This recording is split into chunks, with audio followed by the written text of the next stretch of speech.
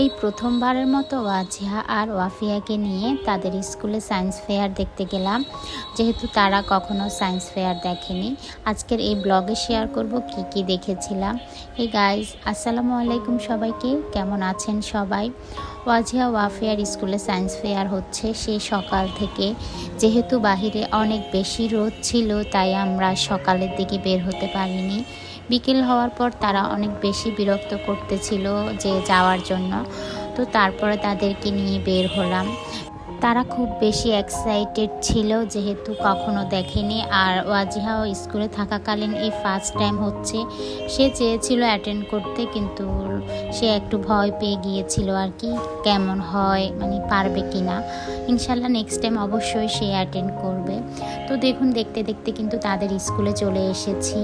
আর তাদের স্কুলটাও কিন্তু অনেক বেশি বড়। তাদের স্কুলে প্রায় 5 থেকে 8 হাজার স্টুডেন্ট হবে। আর শিফটও কিন্তু 2 ভাগে ভাগ করা।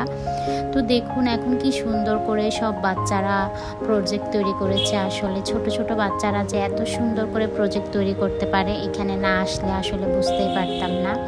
এখন তাদের যে গান বাজনার প্রোগ্রামটা সেটা শুরু হয়েছে। তো কথা না বাড়াই, আপনারা প্রোগ্রামটা উপভোগ করুন।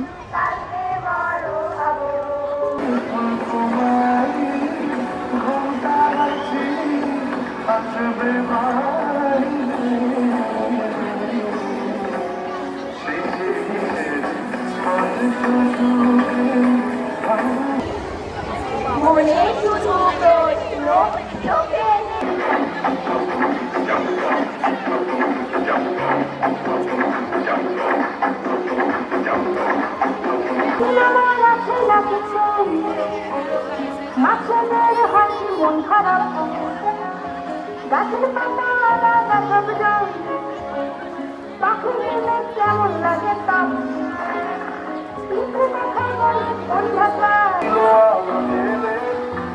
অন্ধকারের জয় দিল মোবাইল কথা বলা, দুরন্ত পায়ে ক্ষয়, রকেট ছুটে মহাকাশে, চাঁদের আশপাশ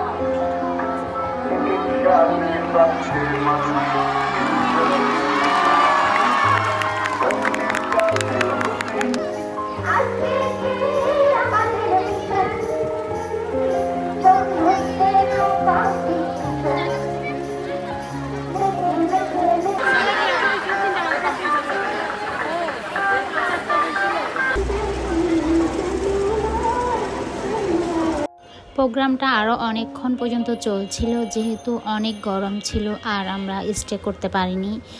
সব প্রোগ্রামের শেষে কিন্তু প্রাইজ দেওয়া হয়েছিল, আসলে সে পর্যন্ত থাকা সম্ভব হয়নি।